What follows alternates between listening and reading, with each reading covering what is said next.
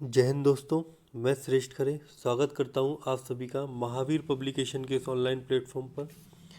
दोस्तों, महावीर पब्लिकेशन के द्वारा आपकी प्रतियोगी परीक्षाओं के अध्ययन को बेहतर बनाने के लिए एक नई पहल की शुरुआत की गई है। ठीक है, आशा करता हूं कि यह जो हमारी पहल है यह आपके MPPSC 2021 या फिर मध्य प्रदेश से संबंधित अन्य जितने भी प्रतियोगी परीक्षाएं हैं उनके लिए महत्वपूर्ण सिद्ध होगी। इसके तहत हम आपको समय समय पर विभिन्न प्रतियोगी परीक्षाओं का जो सिलेबस है उससे रिलेटेड जितने भी टॉपिक्स हैं, जैसे इंडियन ज्योग्राफी हो गई, मध्य प्रदेश का करंट हो गया, ठीक है, इंडियन पॉलिटी हो गई, MP की पॉलिटी हो गई, MP का करंट हो गया, मतलब जितने भी समस्त जो उपयोगी परीक्षा संबंधी जितने भी टॉपिक्स हैं सबको हम कवर करवाएंगे।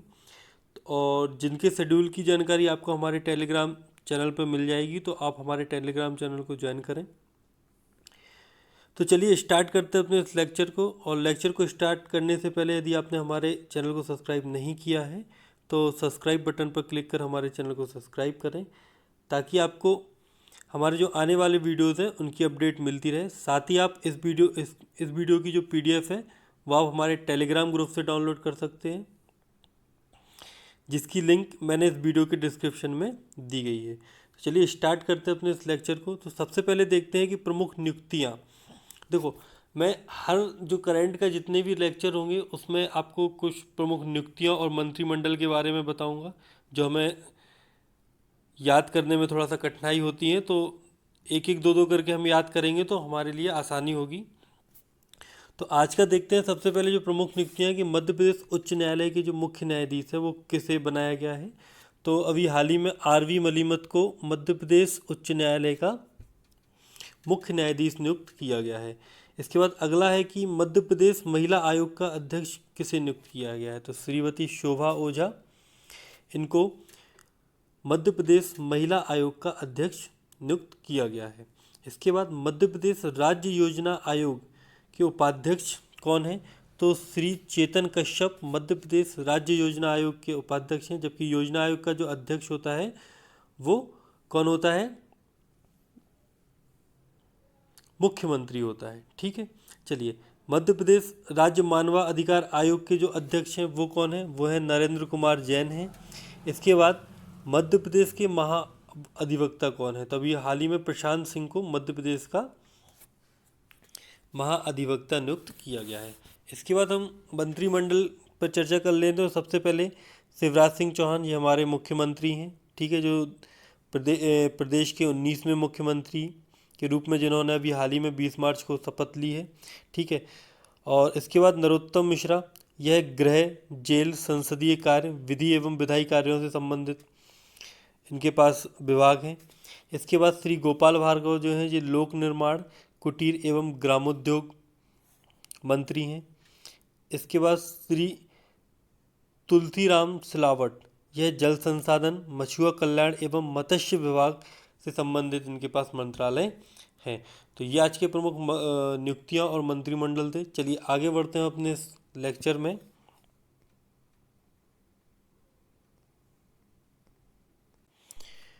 तो सबसे पहले मैं आपको जानकारी दे दूं कि हमारी जो पाठ्य पुस्तकें हैं, ठीक है, विभिन्न प्रतियोगी परीक्षाओं के लिए वो मध्य प्रदेश के संपूर्ण ज़िलों में उपलब्ध हैं।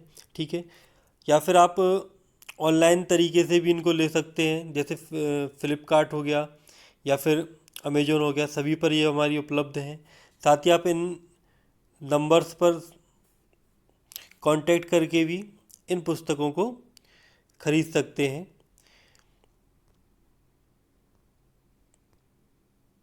और यह जो पुस्तकें हैं ये आपको हिंदी एवं अंग्रेजी दोनों माध्यम में उपलब्ध है। ठीक है, तो आप इनको परचेज कर सकते हैं। तो आगे बढ़ते हैं अपने इस लेक्चर को। तो आज का पहला क्वेश्चन देखते हैं हम। तो आज का पहला क्वेश्चन है कि नर्मदा के पथिक नामक पुस्तक के लेखक कौन है। तो हाल ही में एक पुस्तक का विमोचन किया गया है, नर्मदा के पथिक। ठीक है, तो यह जो पुस्तक है यह जो पूर्व राज्यसभा सांसद दिग्विजय सिंह हैं, उनने क्या किया था, अभी 4 साल पहले नर्मदा यात्रा की थी। ठीक है, तो उनके द्वारा की गई यात्रा और उनके सहयोगी का जो अनुभव है उसका वर्णन इसमें किया गया है। तो इसका जो विमोचन है ये दिग्विजय सिंह द्वारा किया गया, जबकि इसका जो लेखन कार्य है या फिर किसने इसको लिखा है तो ये ओपी शर्मा ने इसको लिखा है। तो इसका सही आंसर क्या है? ओपी शर्मा। ठीक है, तो इसके बाद हम अगले क्वेश्चन की ओर बढ़ते हैं।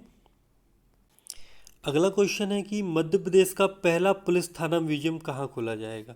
ठीक है, तो मध्य प्रदेश के बैतूल जिले में एक रानीपुर नामक कस्बा या फिर ग्राम है जहाँ पर मध्य प्रदेश का पहला पुलिस थाना म्यूजियम खोला जाएगा। ठीक है, अब बात बैतूल की हो रही है तो बैतूल से संबंधित अन्य जो महत्वपूर्ण फैक्ट हैं जो आपको याद होने चाहिए, जैसे कि अखंड भारत का केंद्र बिंदु वाराणसी बैतूल में है, घड़ी बनाने का कारखाना भी बैतूल में है, सुहागपुर तवा पेटी जो कि कोयले के लिए प्रसिद्ध है ये पाथरखेड़ा बैतूल में है। खनिज यदि हम देखें तो यहाँ पे ग्रेफाइट एवं जिंक पाए जाते हैं प्रमुख रूप से, और ताप्ती नदी का उद्गम भी बैतूल के मुल्ताई ज़िले से होता है। तो बैतूल से संबंधित इतने जो फैक्ट हैं मैं आपको हर वीडियो में अलग अलग फैक्ट हर ज़िले से बताता रहूँगा जिससे आपका रिवीजन होता रहे। ठीक है, चलिए आगे बढ़ते हैं हम। तो अगला क्वेश्चन है कि हाल ही में मध्य प्रदेश राज्य के किस जिले के चिन्नौर चावल को जीआई टैग मिला है? ठीक है, तो देखो बालाघाट जिला जो है मध्य प्रदेश का, वहाँ पे एक किस्म उगाई जाती है चावल की, ठीक है, जिसका नाम है चिन्नौर। इसको अभी हाल ही में जीआई टैग मिला है। ठीक है, अब देखो जीआई टैग से क्या होगा कि इसके उत्पादन में वृद्धि होगी। ठीक है, इसका उत्पादन बढ़ेगा, अच्छे दामों पे इसको बेचा जाएगा। ठीक है, तो ये सब इसके क्या होते हैं, ये फ़ायदे होते हैं जीआई टैग मिलने से। इसके बाद जो बालाघाट है, तो देखो बालाघाट से संबंधित जो अन्य फैक्ट हैं वो भी मैं आपको बता देता हूँ कि देखो चावल की खेती के लिए प्रसिद्ध है, सर्वाधिक लिंगानुपात वाला जिला है, हिंदुस्तान कॉपर प्रोजेक्ट यहाँ पे स्थापित किया गया है। खनिज की यदि हम बात करें तो देखो मैग्नीज जो कि भारवेली खदान से प्राप्त किया जाता है। भारवेली खदान भारत की सबसे बड़ी खुले मुंह की खदान है। इसके बाद पैलेडियम हो गया, बेलिडियम हो गया, प्लेटिनम हो गया, अभ्रक हो गया, तांबा मलाज खंड से प्राप्त किया जाता है, आदि प्रमुख खनिज पाए जाते हैं। इसके बाद यहाँ पे लेटराइट मदा भी पाई जाती है। ठीक है, तो जो चिन्नौर चावल है वो कहाँ से है? बालाघाट से है। तो इसका सही आंसर क्या है? बालाघाट। ठीक है, चलिए आगे बढ़ते हैं अपने। चलिए बहुत ही महत्वपूर्ण क्वेश्चन है कि हाल ही में प्रथम ब्रॉड गेज रेल रेस्टोरेंट का शुभारंभ कहाँ किया गया है?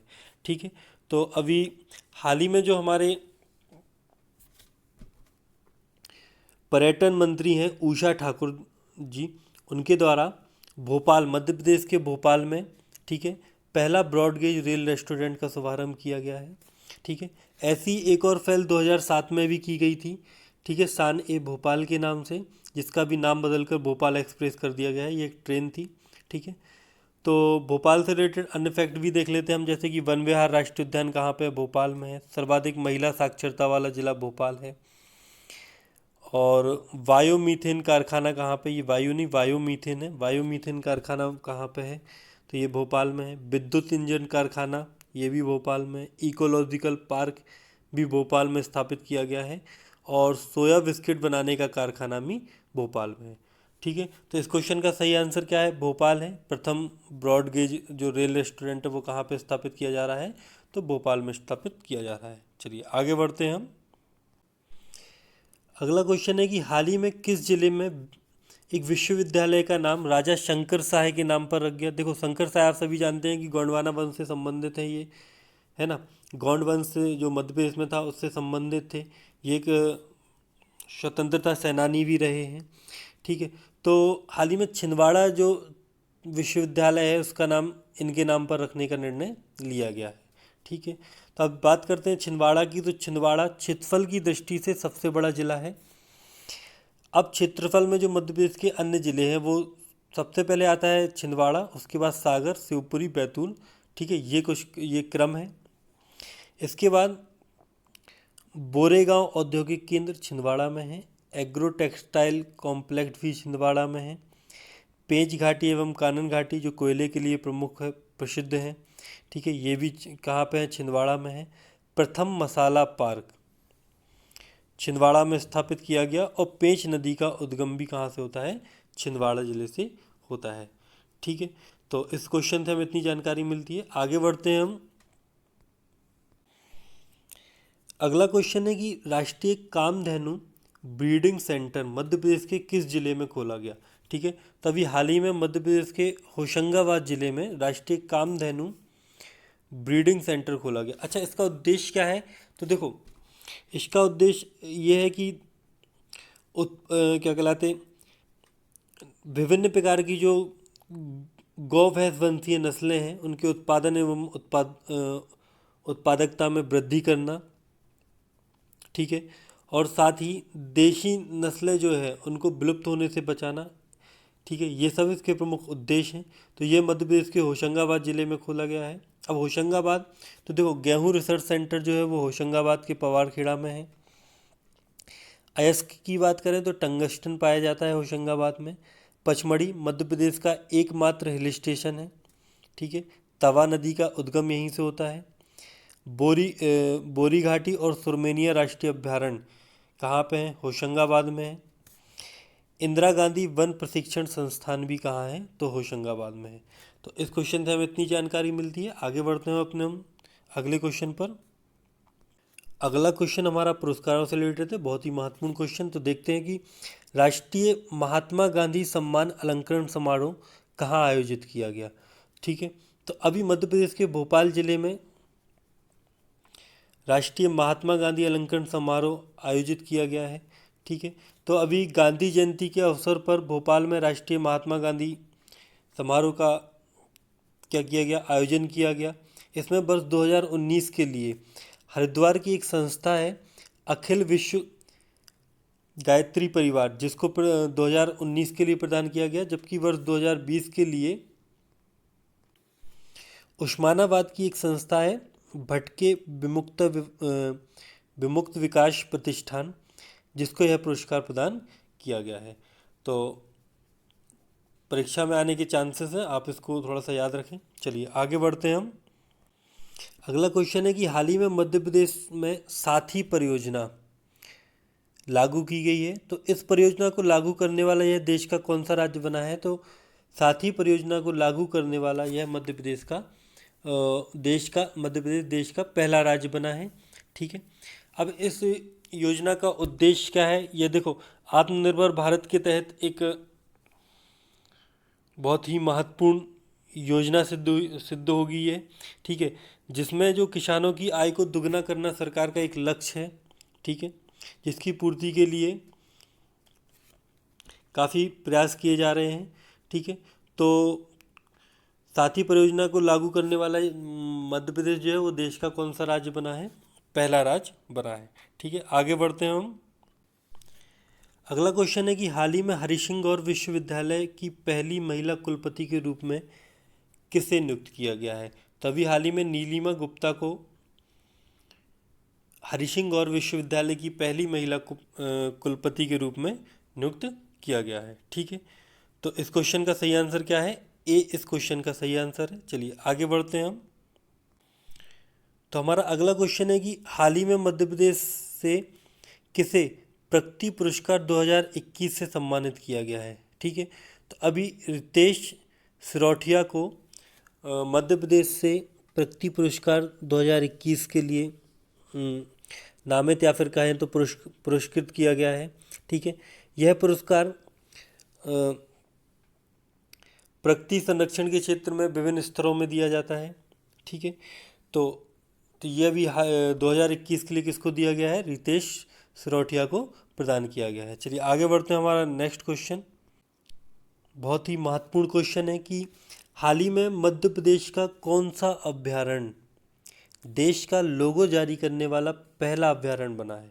ठीक है, तो रातापानी अभ्यारण्य जो कि रायसेन जिले में है, यह देश का लोगो जारी करने वाला पहला अभ्यारण्य बना है। ठीक है, इस लोगो में ने जो प्रतीक चिन्ह है इसमें क्या है कि जो रातापानी अभ्यारण्य उसका जो 10,000 वर्षों का 10,000 वर्षों का जो इतिहास है, ठीक है, उसको दर्शाया है। साथ ही भीमबेटका की जो गुफाएं हैं उनमें जो जूटॉक्स चित्र है उनको प्रदर्शित किया गया है ना। और कई सारे वन्य प्राणियों को की जो आकृतियां हैं वो भीमबेटिका के शैल चित्रों से भी प्रेरित हैं। तो इस क्वेश्चन का सही आंसर क्या है? रातापानी। अब देखो ये रायसेन जिले में है, तो देखो रायसेन में क्या है? मंडीदीप औद्योगिक केंद्र है। प्रथम तितली पार्क रायसेन में स्थापित किया गया। प्रथम प्लास्टिक पार्क भी रायसेन में स्थापित किया गया। बेतवा नदी का उद्गम रायसेन से होता है, कुमरा गांव से। सिंघौरी अभ्यारण्य भी रायसेन में। एक तो आपको पता ही है कि रातापानी अभ्यारण्य रायसेन में है, जबकि सिंघौरी अभ्यारण्य भी कहाँ है? रायसेन में है। चलिए आगे बढ़ते हैं हम। अगला क्वेश्चन है कि हाल ही में खजराना गणेश मंदिर में गणेश संग्रहालय स्थापित किया जाएगा। यह देश का कौन से नंबर का गणेश संग्रहालय होगा? तो यह देश का दूसरे नंबर का गणेश यह देश का दूसरे नंबर का गणेश संग्रहालय है। ठीक है, जो अभी इंदौर में जो खजराना मंदिर है वहाँ पे स्थापित किया जाएगा। इसमें क्या होगा कि जो गणेश भगवान उनकी विभिन्न प्रकार की प्रतिमाओं को स्थापित किया जाएगा। ठीक है, साथ में और भी कई सारी जो जानकारी है वो आपको यहाँ पे देखने को मिलेंगी। ठीक है, तो अब यह इंदौर में है तो इंदौर देख लेते हैं। तो राला मंडल प्रदेश का सबसे छोटा राष्ट्रीय अभ्यारण्य जो कि इंदौर जिले में है। प्रथम जैत प्रौद्योगिकी उद्यान, ठीक है, ये कहाँ पे है? इंदौर में है। कस्तूरबा ग्राम जो पूर्णतः सौर ऊर्जा पर निर्भर है, ये भी इंदौर जिले के अंतर्गत आता है। महू जो है वो चंबल नदी का उद्गम माना जाता है।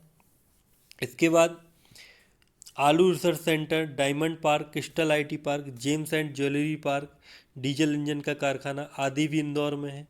और सर्वाधिक पुरुष साक्षरता वाला जिला भी इंदौर है, जबकि सर्वाधिक महिला साक्षरता वाला जिला कौन है? भोपाल है। ठीक है, तो आगे बढ़ते हैं हम। अगला क्वेश्चन है, हाल ही में पावर सेक्टर में साइबर सिक्योरिटी लागू करने वाला मध्य प्रदेश देश का कौन सा राज्य बना है? तो मध्य प्रदेश देश का पहला राज्य बना है पावर सेक्टर में सिक्योरिटी लागू करने वाला। ठीक है, अब यह प्रणाली जो Madhya Pradesh power transmission company है उसके द्वारा पूरे देश में लागू करने की योजना बनाई जा रही है। तो इस क्वेश्चन का सही आंसर क्या था? कि यह पहला राज्य बना है जो साइबर सिक्योरिटी लागू करेगा पावर सेक्टर में। ठीक है, अगला क्वेश्चन देखते हैं हम। तो हमारा अगला क्वेश्चन है कि मध्य प्रदेश के किस जिले में प्रदेश का पहला किड्स वैक्सीन सेंटर खोला गया? ठीक है, तो मध्य प्रदेश के जो जबलपुर ज़िले है वहाँ पे प्रदेश का पहला किड वैक्सीन सेंटर खोला गया। ठीक है, जिसमें बच्चों को आकर्षित करने के लिए पेंटिंग, गार्डन, खिलौने आदि सब दिए जाएंगे, है ना, और साथ ही बच्चों को वैक्सीनेशन भी किया जाएगा। तो ये कहाँ पे स्थापित किया गया है? जबलपुर में। अब जबलपुर तो देखो जबलपुर में है तिलवारा घाट, भेड़ा घाट, लमेटा घाट। इसके बाद खनिज की बात करें तो श्वेत संगमरमर, लोहा, फ्लोराइट, सूरमा, फ्लेस्फर आदि पाया जाता है। आम जिला है, जबलपुर को आम जिला भी बोलते हैं, मैंगो डिस्ट्रिक्ट। ठीक है, मक्का रिसर्च सेंटर जबलपुर खमरिया में स्थापित है। तो इतनी जानकारी हमें जबलपुर के बारे में मिलती है। देखो ये जो फैक्ट्स हैं ये मैं आपको अलग अलग लेक्चर में बदलता रहूँगा ताकि आपका जो पूरा जो एमपी है वो रिवाइज होता रहे धीरे धीरे, है ना, आपको जानकारी मिलती रहे। ठीक है, तो अब हम देखते हैं आज के वीडियो का लास्ट क्वेश्चन। तो क्वेश्चन है कि उपराष्ट्रपति एम वेंकैया नायडू ने वृद्धजनों की सहायता के लिए एल्डर हेल्पलाइन 14567 का शुभारंभ किया है। यह मध्य प्रदेश में कब से लागू होगी? तो हमारे जो उपराष्ट्रपति इन्होंने हाल में क्या किया है कि एक एल्डर हेल्पलाइन चालू की है। तो यह मध्य प्रदेश में 28 अप्रैल 2021 से लागू होगी। ठीक है, तो आज के लेक्चर में इतना ही। यदि आपको लेक्चर पसंद आता है तो लेक्चर को लाइक और सब्सक्राइब करें, और साथ ही हमारे जो मेंस के जो नोट्स हैं वो भी आप परचेज़ कर सकते हैं। या आपको फ्लिपकार्ट के माध्यम से या फिर दिए गए जो नंबर्स हैं उन पर कांटेक्ट करके मिल सकते हैं। ठीक है, यह मध्य प्रदेश के संपूर्ण ज़िलों में उपलब्ध हैं। आप अपने ज़िले में प्रतिष्ठित बुक स्टॉलों पर जाके इनको परचेज़ कर सकते हैं। ठीक है,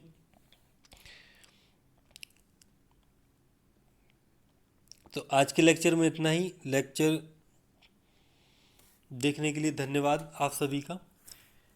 कल मिलते हैं एक नए लेक्चर के साथ। जय हिंद, जय भारत।